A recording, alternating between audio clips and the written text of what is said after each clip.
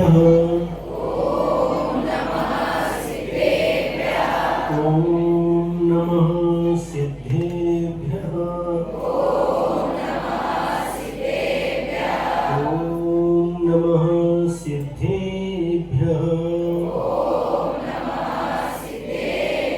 नमो अरिहन्ताणं नमो सिद्धाणं नमो आयर्याणं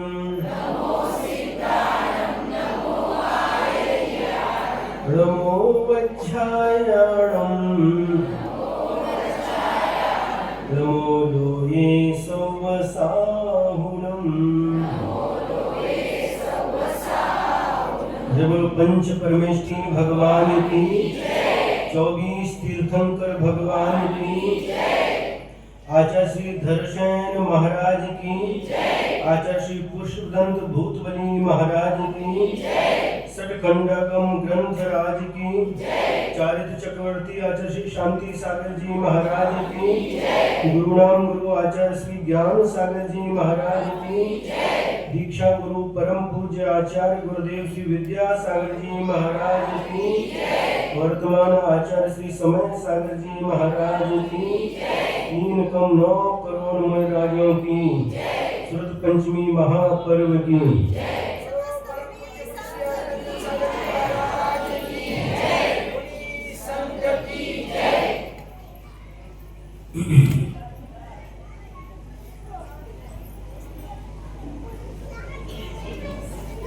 प्रतिवर्ष वर्ष में एक बार शुद्ध पंचमी पर्व आता है। पर्व दो प्रकार के होते हैं, एक शाश्वत पर्व होते हैं और दूसरे नैमित्तिक पर्व होते हैं। शाश्वत पर्व जैसे अष्टमी है, चतुर्दशी है, आष्टान्निक पर्व है, पर्यूषण पर्व है, षोडश कारण पर्व है, यह शाश्वत पर्व है। और जो किसी निमित्त को लेकर के अतीत काल में घटी हुई घटना को निमित्त बना करके जो पर्व आता है उसे नैमित्तिक पर्व कहते हैं। जैसे रक्षाबंधन है, दिवाली है, महावीर जयंती है, आदि आदि। उसी प्रकार से शुद्ध पंचमी पर्व भी नैमित्तिक पर्व है। ये कब से प्रारंभ हुआ, इसका क्या इतिहास है, इसको हम संक्षेप से समझने का प्रयास करेंगे। 20 कोड़ा-कोड़ी सागर का एक कल्पकाल होता है और उसमें से 10 कोड़ा-कोड़ी सागर का उत्सर्पणी काल होता है और 10 कोड़ा-कोड़ी सागर का एक अवसर्पणी काल होता है, जिसमें आयु, बुद्धि, ज्ञान आदि की वृद्धि होती जाती है, शरीर की अवगाहन आदि बढ़ती जाती है, उसे उत्सर्पणी काल कहते हैं। और जिस काल में आयु, शरीर की अवगाहना, बुद्धि, ज्ञान आदि ह्रास को प्राप्त होते जाते हैं, घटते जाते हैं, उसे अवसर्पणी काल कहते हैं। इस अवसर्पणी काल के इस काल में प्रथम तीर्थंकर आदिनाथ भगवान हुए और अंतिम तीर्थंकर भगवान महावीर स्वामी हुए। जब इस चतुर्थ काल का 3 वर्ष 8 माह 15 दिन शेष था, उस समय महावीर भगवान को निर्वाण की प्राप्ति हो गई। और महावीर भगवान को जिस दिन निर्वाण की प्राप्ति हुई, उसी दिन शाम को उनके जो मुख्य गणधर थे गौतम स्वामी, उनको केवल ज्ञान की प्राप्ति हो गई। गौतम स्वामी को जब केवल ज्ञान की प्राप्ति हुई, इसी निमित्त से हम लोग दीपावली मनाते हैं। और महावीर भगवान को निर्वाण की प्राप्ति हुई, इसलिए हम सुबह निर्वाण लाडू चढ़ाते हैं। अब जब गौतम गणधर को केवल ज्ञान की प्राप्ति हो गई, इसके बाद में गौतम गणधर के बाद जब उनको निर्वाण की प्राप्ति हुई उसके बाद सुधर्माचार्य को केवल ज्ञान की प्राप्ति हो गई। और सुधर्माचार्य को जब निर्वाण की प्राप्ति हुई तो जम्बू स्वामी को केवल ज्ञान की प्राप्ति हो गई। इस प्रकार से क्रम से महावीर भगवान के निर्वाण होने के पश्चात ये 3 केवली, जिसमें अनुबद्ध केवली कहते हैं, निरंतर ये अपने केवल ज्ञान के माध्यम से इस धरती पर रहने वाले भक्त जीवों के अज्ञान रूपी अंधकार का नाश करते हुए धरती पर शोभायमान होते थे, विहार करते थे। और अंत में जम्बू स्वामी, उत्तर प्रदेश में मथुरा है, मथुरा 84 जिसे कहते हैं, वहां से उनको निर्वाण की प्राप्ति हो गई। ये अंतिम अनुबद्ध केवली माने जाते हैं। और इसमें कितना काल हो गया? महावीर भगवान से लेकर के और जम्बू स्वामी के मोक्ष जाने तक 62 वर्ष का काल हो गया। इसके बाद में 5 श्रुत केवली हुए। पहले विष्णु, दूसरे नंदी मित्र, तीसरे अपराजित, चौथे गोवर्धन और अंतिम 5वें श्रुत केवली भद्रबाहु स्वामी। और ये 5 श्रुत केवली जो हुए तो 100 वर्ष के अंतर में हो गए। इसके बाद 11 अंग और 10 पूर्व के धारी 11 आचार्य हुए। विशाखाचार्य, प्रोष्ठिलाचार्य, क्षत्रिय, जय, नाग, नागसेन, सिद्धार्थ, ध्रुतिसेन, विजय, बुद्धिल, गंगदेव और सुधर्म, इन सबका काल 183 वर्ष, यानी 183 वर्ष के बीच में 11 आचार्य हुए। और उसके बाद 5 आचार्य 11 अंग के धारी हुए। उनको पूर्व का ज्ञान नहीं था, मात्र 11 अंग के धारी। इसमें नक्षत्र, जयपाल, पांडु, ध्रुवसेन और कंस, इनका काल था 220 वर्ष। 220 वर्ष के अंतराल में ये 5 आचार्य हुए। इसके बाद 4 आचार्य अंग के धारी हुए, जिनको मात्र आचार अंग का ज्ञान था।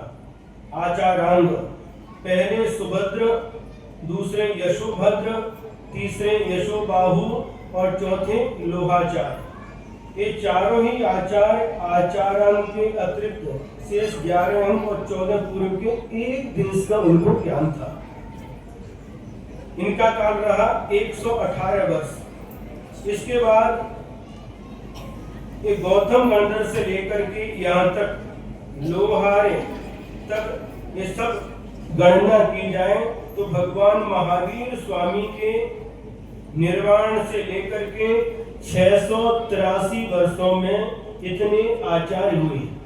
यहाँ तक जो ज्ञान प्राप्त होता था वह सब गुरु परंपरा से प्राप्त होता था। गुरु अपने शिष्यों को सुनाते थे और शिष्य सुन करके उस ज्ञान को प्राप्त करते थे। उस समय तक लिखने की परंपरा नहीं थी, कोई शास्त्र लिपिबद्ध नहीं हुए थे। इतना ज्ञान का क्षण था, गुरु ने सुनाया, सीख गए, याद हो गया। इस प्रकार से ज्ञान की परंपरा, गुरु की परंपरा से हमारे कहां तक पहुंच गई? एक आचार्य धरसेन हुए हैं, आचार्य धरसेन स्वामी। और ये इनको अंगपुर का एक देश का ज्ञान था। और ये आचार्य धरसेन स्वामी जब इनकी वृद्धावस्था थी उस समय, जिसे हम वर्तमान में गिरनार जी बोलते हैं, नेमिनाथ भगवान की निर्वाण भूमि, जिसे शास्त्रों में अथवा को स्वयं स्तोत्र में ऊर्जंत गिरी भी कहते हैं। ऊर्जंत गिरी, और गिरिनगर नाम भी पढ़ने में आता है, लेकिन वर्तमान में गिरनार के नाम से यह क्षेत्र प्रचलित है। उन नेमिनाथ भगवान की निर्वाण स्थली गिरनार जी में एक गुफा है, जिस गुफा का नाम है चंद्र गुफा। और उस गुफा में वह धरसेन महाराज जी आत्म साधना किया करते थे। सन 1996 में परम पूज्य आचार्य गुरुदेव श्री विद्यासागर जी महाराज के साथ 1996 में गुजरात में सूरत जिला में महुआ एक क्षेत्र है, वहां पर चातुर्मास हुआ था। और चातुर्मास के बाद गुरुदेव के साथ पद विहार करते हुए गिरनार क्षेत्र की वंदना का सौभाग्य प्राप्त हुआ। गुरुदेव के साथ लगातार 5 दिन तक, जो 5 पहाड़ के 5 टॉप क्या कहते हैं, सबके दर्शन का सौभाग्य प्राप्त हुआ। सहस्राम वन भी देखा और उस गुफा में जहां पर आचार्य धरसेन स्वामी साधना किया करते थे, उस चंद्र गुफा में भी जाने का सौभाग्य प्राप्त हुआ। आचार्य गुरुदेव श्री विद्यासागर जी महाराज ने वहां पर कुछ समय तक ध्यान लगाया। हम लोग बहुत सारे मुनि महाराज थे, अलग छुलक थे, सभी लोग वहां पर बैठ करके जप आदि किया। तो उस चंद्र गुफा में आचार्य श्री धरसेन स्वामी आत्म साधना करते थे। वह अष्टांग निमित्त के ज्ञाता थे।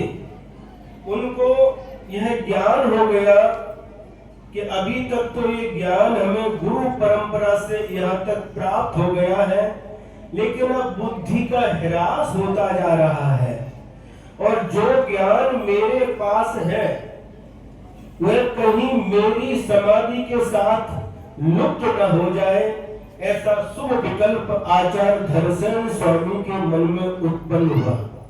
ये भी विकल्प है, लेकिन एक ऐसा विकल्प है, शुभ विकल्प है, कहीं इस जीवन के साथ ही उस श्रुत का भी अंत न हो जाए, ऐसी उनको मन में चिंता हुई, विकल्प हुआ। और उन्होंने उस समय विचार किया, एक स्थान पर, जैसा भी महाराज जी ने बताया का महिमा नगरी, वहां पर आचार्य अरहत बली महाराज जी के सानिध्य में एक बहुत बड़ा यति सम्मेलन हुआ था। यति मतलब मुनि होता है। चारों दिशाओं से मुनियों का विहार होकर के अरहत बली आचार्य परमेश्वरी के चरणों में सभी साधुगण उपस्थित हुए थे। और उस समय आचार्य धरसेन महाराज जी ने उन आचार्य अरहत बली महाराज जी के लिए पत्र लिखा और उस पत्र में उन्होंने उल्लेख किया था कि अब मेरी आयु अधिक समय तक नहीं बची है, आयु अल्प रह गई है और मेरे पास जो गुरु परंपरा से श्रुत ज्ञान है, यह श्रुत ज्ञान कहीं लुप्त न हो जाए, ऐसे हमारे मन में विकल्प उत्पन्न हुआ है। आपसे हमारा कहना है कि आप योग 2 मुनिराज को, जो इस श्रुत को ग्रहण करने की क्षमता रखते हो, ऐसे 2 मुनिराजों को हमारे पास भेजिए। अरहत बली महाराज जी ने उस पत्र को पढ़ा और पत्र पढ़ने के बाद जो सारे के सारे साधु गण एकत्रित हुए थे, उनमें से तीक्ष्ण बुद्धि वाले, शुभ लक्षण वाले, श्रुत को धारण करने में समर्थ ऐसे योग 2 मुनिराजों को आचार्य धरसेन महाराज जी का मन का अभिप्राय बताकर उनको आदेश दिया कि आप लोग विहार करके गिरनार जी जाइए और आचार्य धरसेन महाराज जी के पास जो कुछ श्रुत का ज्ञान है उसे आप लोग ग्रहण कीजिए।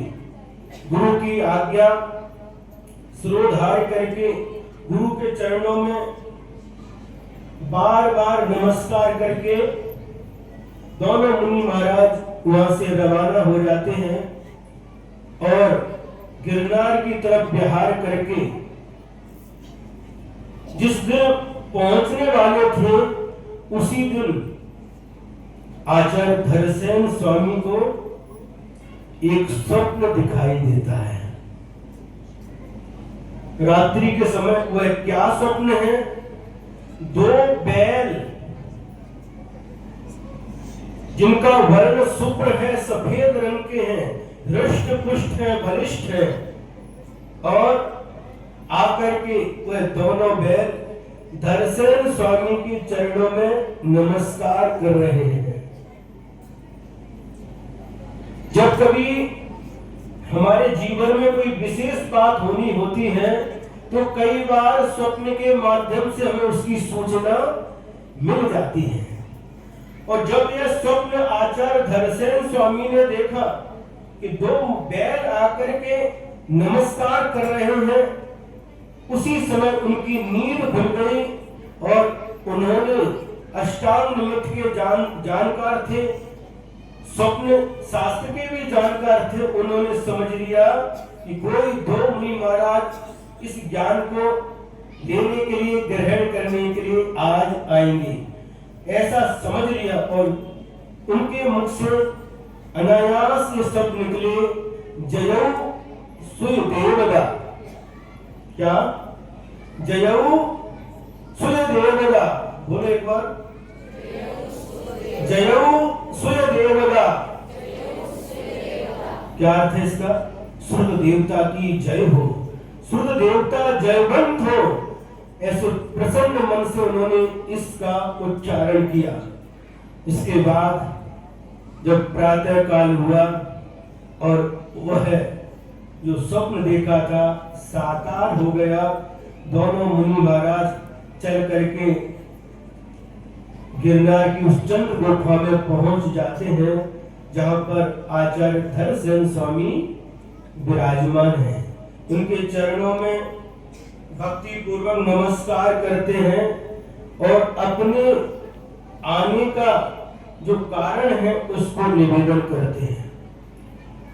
2 दिन तक आचार्य धरसेन स्वामी कुछ भी इस संबंध में बात नहीं करते। क्यों? बिहार करके आए हैं, थोड़ा विश्राम, थोड़ी विश्रांति पाइए, थोड़ा विश्राम चाहिए। और विश्राम लेने के बाद 2 दिन के बाद जब पुनः जाकर के गुरुदेव हम इस कार्य के लिए आपके चरणों में आए हैं, हाँ सुट्टू भद्रम, बहुत अच्छा बहुत अच्छा, ऐसा कहकर के अब उनको तो निश्चय हो गया था, स्वप्न देखने के बाद यह पक्का निर्णय हो गया था कि वास्तव में योग शिष्य हैं, जो शुद्ध मेरे पास में है, इसको धारण करने की योग्यता इन दोनों मुनिराजों के पास है। लेकिन फिर भी मन की संतुष्टि के लिए उन्होंने दोनों मुनि महाराज की परीक्षा ली। मुनि महाराज की परीक्षा देते हैं, अभी तो आप लोगों ने परीक्षा दी, महाराज भी परीक्षा देते हैं। हाँ, महाराज को भी परीक्षा देनी पड़ती है। और आचार्य धरसेन स्वामी ने उन दोनों मुनिराज के लिए अलग अलग एक एक मंत्र दिया और कहा 2 दिन उपवास करके इस मंत्र को सिद्ध करना है। एक मंत्र में एक अक्षर कम था और दूसरे मुनि महाराज को जो दूसरा मंत्र दिया था उसमें एक अक्षर अधिक था। दोनों मुनि महाराज गुरु को नमस्कार करके 2 दिन के उपवास का संकल्प लेकर के एकांत स्थान में जाकर के उस मंत्र को सिद्ध करने लगे। और 2 दिन के बाद जब मंत्र सिद्ध हुआ तो जिस मंत्र में एक अक्षर कम था उनके सामने एक देवी प्रकट हुई जिसकी एक आंख नहीं थी, एक ही आंख की देवी थी। और जिस मंत्र में एक अक्षर अधिक था उनके सामने भी एक देवी प्रकट हो गई जिसका एक दांत अधिक था, दांत।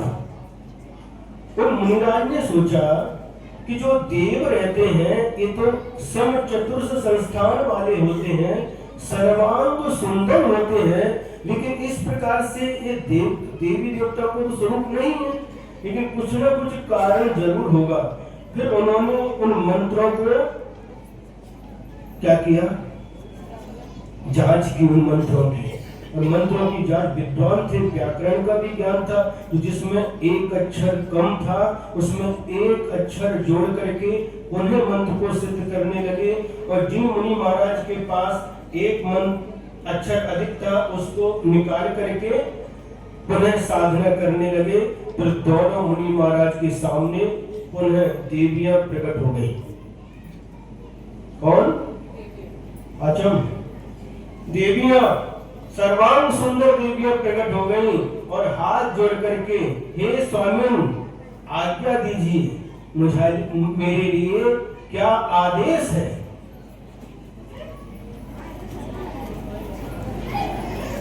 आचार्य महाराज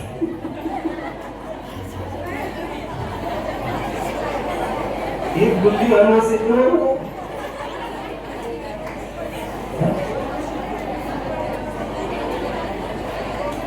सुनिए क्या तक पहुंचे। दोनों के सामने जब देवी प्रकट हो गई, स्वामी क्या आज्ञा है, तो दोनों मुनिराज बोले, हमें आपसे कोई भी प्रयोजन नहीं है, सिर्फ गुरु की आज्ञा से मैंने मंत्र सिद्ध किया था, मुझे कोई भी प्रयोजन नहीं है। और जाकर के गुरुदेव को नमस्कार करते हैं और सारा वृत्तांत गुरुदेव को सुना देते। पहले ऐसा हुआ, ऐसी देवी प्रकट हुई, एक कानी और दूसरे के सामने एक दांत अधिक वाली देवी। फिर मंत्र के इसको सिद्ध करके जब सिद्ध किया, इस प्रकार से जैसा वास्तविक स्वरूप देवी का है ऐसी देवी प्रकट हो गई। एक बात इस प्रसंग में ध्यान कर रखना, मुनि महाराज कभी भी मंत्र तंत्र सिद्ध नहीं करते, क्या? लेकिन गुरु की आज्ञा होती है। तो गुरु ने क्यों कहा था? सिर्फ उनकी परीक्षा देने के लिए। और सारा वृत्तांत गुरु को निवेदन कर देते हैं और इस वृत्तांत को सुनकर गुरुदेव संतुष्ट हो जाते हैं। हाँ, ये दोनों शिष्य इस ज्ञान को, इस श्रुत को धारण करने की योग्य हैं। फिर इसके बाद में शुभ मुहूर्त में, शुभ दिन, शुभ वार, शुभ तिथि, शुभ नक्षत्र में वह पढ़ाना प्रारंभ करते हैं। कैसे पढ़ा रहे हैं? मुखाग्र। और वो कैसे पढ़ रहे हैं? मुखाग्र, सुन रहे हैं, सुन करके पढ़ रहे हैं और ज्ञान देना प्रारंभ कर देते हैं। और दिन आ जाता है आषाढ़ शुक्ल एकादशी। चातुर्मास की स्थापना कब होती है? आषाढ़ शुक्ल चतुर्दशी के दिन। एकादशी का दिन है 12 और 13, 2 दिन बीच में है। और गुरुदेव आचार्य धरसेन स्वामी अपने निमित्त ज्ञान से जान लेते कि अब मेरी आयु बहुत कम बची है, और दोनों मुनिराज को आदेश देते हैं कि जो कुछ भी मुझे आपको देना था दे दिया, अब मैं निर्विकल्प होकर के समाधि की साधना करना चाहता हूं, आप लोग विहार कीजिए। सुन रहे? तुम तो सोच रहे थे अब तो क्या चातुर्मास 2-3 दिन बचे हैं, गुरु के चरणों में चातुर्मास करने का सौभाग्य मिलेगा। लेकिन गुरु का आदेश होते ही, क्योंकि गुरु वैणम अलंघनुज्जम, गुरु के वचन होते हैं, गुरु की आज्ञा उल्लंघन करने के योग्य नहीं होती। और वह दोनों मुनि महाराज गुरुदेव दर्शन स्वामी के चरणों में नमस्कार करके वहां से गिरनार से बिहार कर देते हैं। और बिहार करते करते एक भरूच शहर है वहां पर गुजरात में, गुरुदेव के साथ वहां भी गए थे। और उसके पास एक अंकलेश्वर गांव है, वहां पर भी गुरुदेव के साथ जाने का अवसर मिला। अंदर तल घर में प्रतिमा है कसौटी के पाषाण की, उनका भी दर्शन करने का सौभाग्य प्राप्त हुआ। ये 1996 की बात बता रहे हैं। अब इसके बाद में वह उनका चातुर्मास हुआ और उधर आचार्य दर्शन महाराज जी ने संलेखना वर्ण को प्राप्त किया। चातुर्मास पूर्ण करने के बाद दोनों ही मुनिराजों का विहार अलग अलग दिशा में हो जाता है।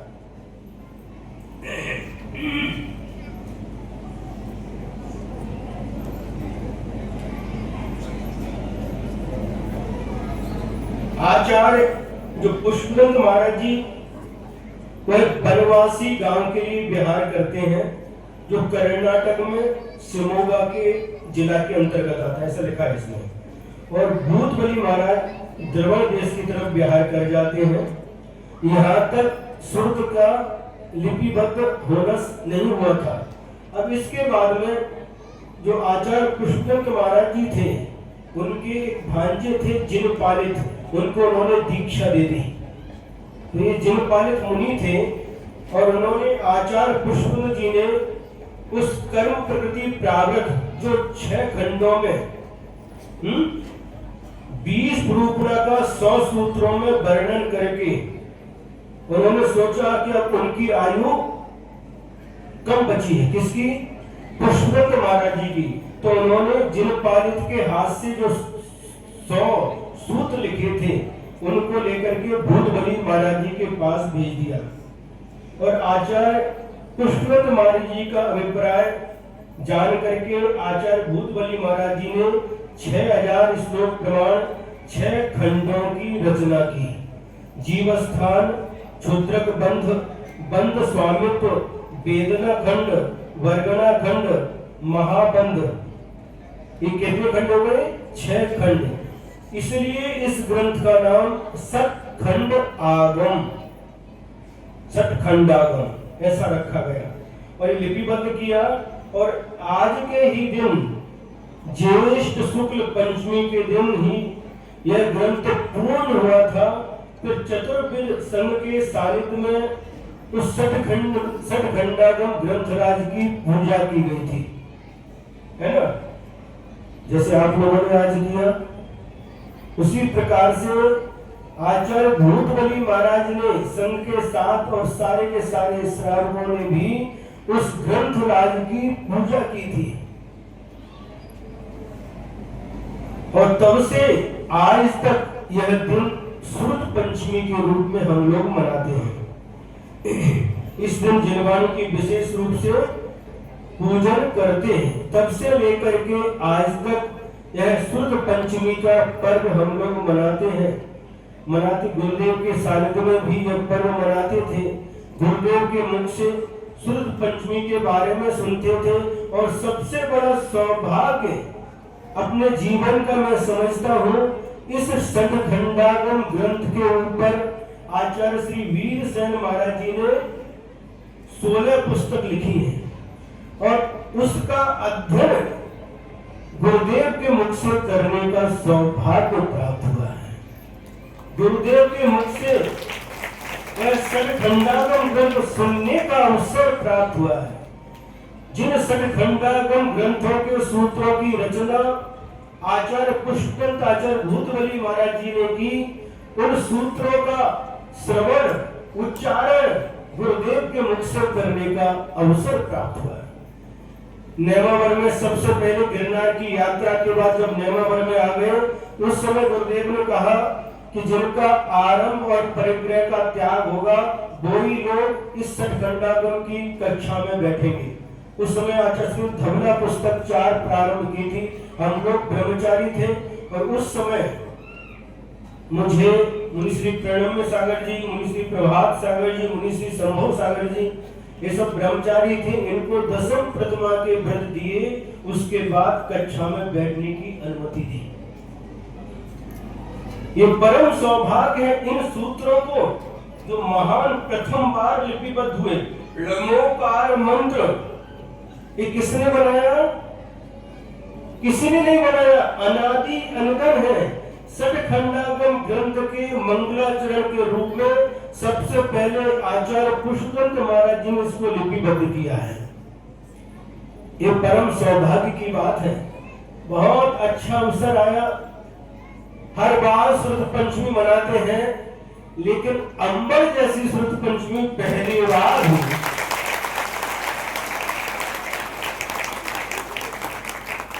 ताली कौन बजा रहे? अम्बड़ वाले ना।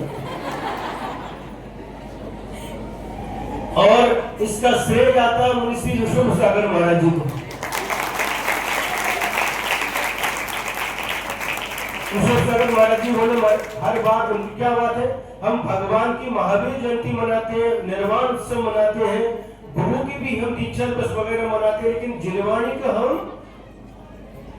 तो जिनवाणी का भी होना चाहिए। उनके निरंतर प्रयास से यहाँ के लोगों ने जो महावीर जिनालय के, चाहे चंद्रप्रभु जिनालय के या फिर शांतिनाथ जिनालय के, तीनों मंदिर के लोगों ने एकता के साथ यह कार्य संपन्न करने के लिए अपना योगदान दिया। और इस कार्य को जो यह दृश्य देखने में आ रहा है, प्रातः काल रथ घोड़े आदि देख, हम भी गए थे सुबह, देख करके तो आए, तो देख करके गए। बहुत बड़ी रैली है और बहुत आनंद के साथ, उत्साह के साथ इस छठ खंडागम के ग्रंथों को लेकर के रथ में बैठ करके कुछ लोग पैदल चल करके अपने सिर पर लेकर के जा रहे थे। अद्भुत दृश्य था। जिनवाणी को क्या कहते हैं? माता।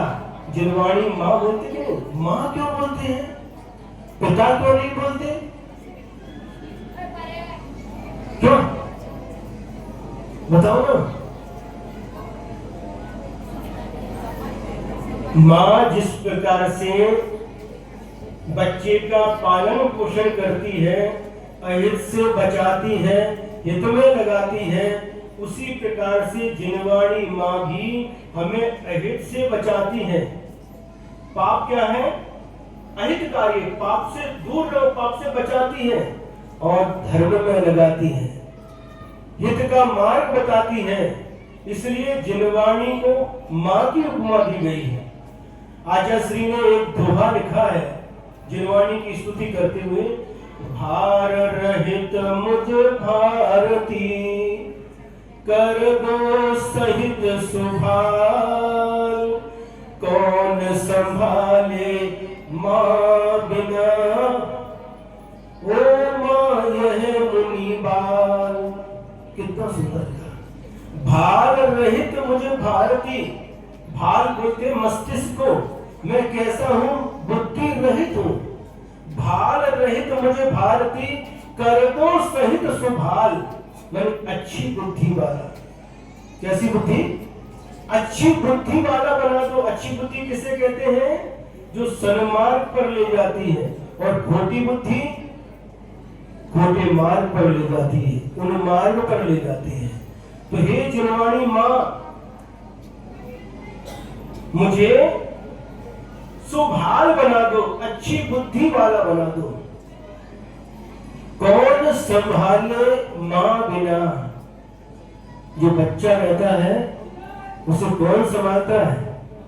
माता पिता बच्चे को जन्म देते हैं, लेकिन बच्चे का निकटतम संबंध जो माँ के साथ होता है। 9 महीने माँ के पेट में रहता, इसके बाद जन्म के बाद ही पिता कितना समय देते हैं? 24 घंटे माँ संभालती है। तो आचार्य श्री कह रहे हैं, कौन संभाले माँ बिना? जब बच्चा छोटा होता है और यदि उसकी माँ का देहांत हो जाता, उस समय क्या परिस्थिति बनती आप सबको ज्ञात है। कौन संभाले माँ बिना, ओ माँ यह मुनि बाल, यह जो मुनि है बाल है, छोटा है। तो ये जिनवाणी माँ हम सबको संभालती है, इसलिए इसको माँ की उपमा दी गई है। आप सभी लोग इतने उत्साह के साथ आप लोगों ने निरंतर महाराज जी के प्रयास से आप लोगों ने इतना अच्छा ये संपन्न किया है, देख करके हमें बहुत आनंद हुआ है। और देखिए आप लोगों ने तो देखा, इसके साथ साथ कोल्हापुर, जयसिंहपुर, सांगली, पुसद, हरसी, हिंगोली, औरंगाबाद, पूना, बीड़, कपिलापुरी, पानीगांव, बनटाकड़ी, जिंतूर और कर्नाटक से भी, कौन सा मंगलूर से भी लोग आए। और कैसे आए होंगे देखिए। इतने सारे लोग इस कार्यक्रम को देखने के लिए आए, शायद ही किसी ने इस प्रकार की शुद्ध पंचमी का पर्व कहीं देखा होगा।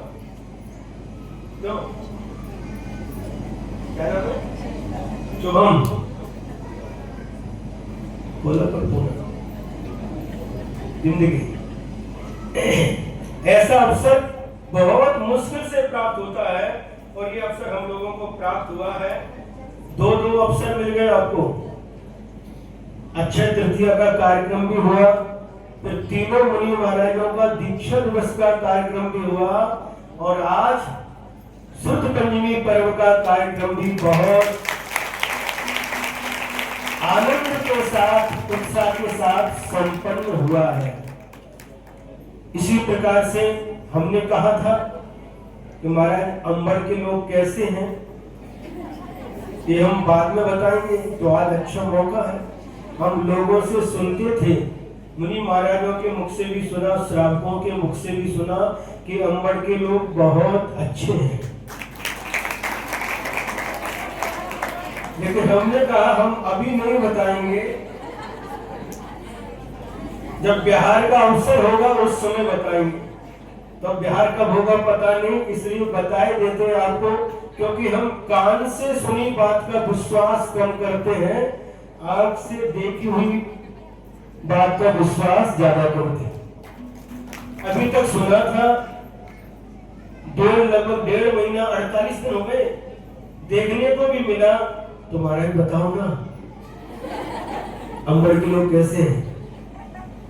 बस एक थोड़ी सी कमी है, टाइम का ध्यान नहीं रखते। जो टाइम दिया जाता है बस आएंगे 5 मिनट लेट, 10 मिनट लेट आते, बस इतनी सी कमी है। बाकी अंबर के लोग बहुत अच्छे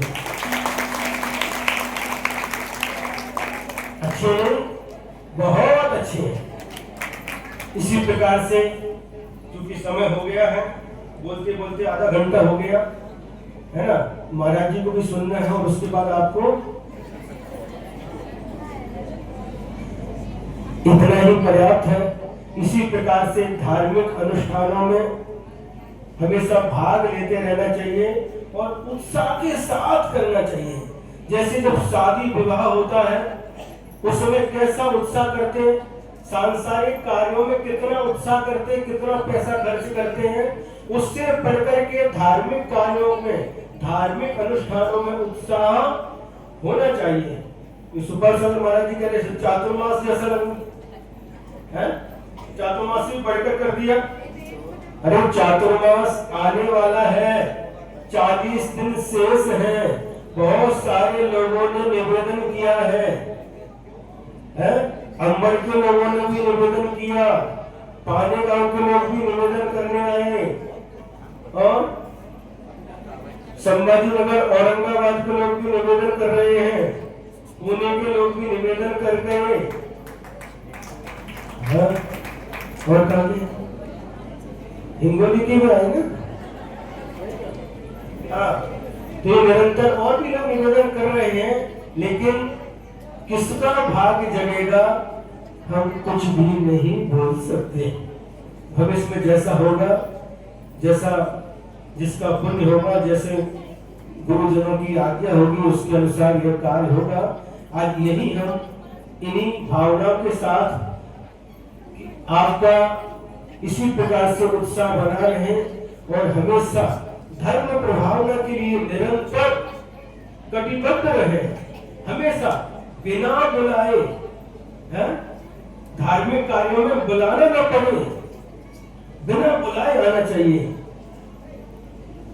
तो उत्साह और अधिक दिखाई देता है, बुलाने के बाद उत्साह बिना बुलाए, चाहे वह आहार का अवसर हो, चाहे कैलाश हो, चाहे कोई भी इस प्रकार से पर्व है, कोई भी कार्यक्रम हो, बिना बुलाए समय के पूर्व आना चाहिए। बस इतना ही आप लोगों को कहना है और भगवान से प्रार्थना करते हैं आज शुद्ध पंचमी पर्व के अवसर पर यह शुद्ध ज्ञान सबको प्राप्त हो और सभी को सम्यक ज्ञान की प्राप्ति हो, सभी की आत्मा से मिथ्या ज्ञान का विमोचन हो और सभी आत्माओं के अंदर सम्यक ज्ञान रूपी प्रकाश फैले। इन्हीं पवित्र भावना के साथ गुरुदेव को याद करते हुए आज की इस मंगलवाणी को, मंगल उपदेश को यहीं पर विराम देते हैं। तरुणी विद्यासागर गुरु तारो मुझे ऋषि, करुणा करो कर से दो आशीष। भाल रहित मुझे भारती, कर दो सहित सुभान। कौन संभाले मां बिना, ओ मान है मुनिमान। जय बोलो पंच परमेश्वरी भगवान की, द्वादशांग जिनवाणी माता की, परम पूज्य आचार्य गुरुदेव श्री विद्यासागर जी महाराज की, श्रुत पंचमी महापर्व की।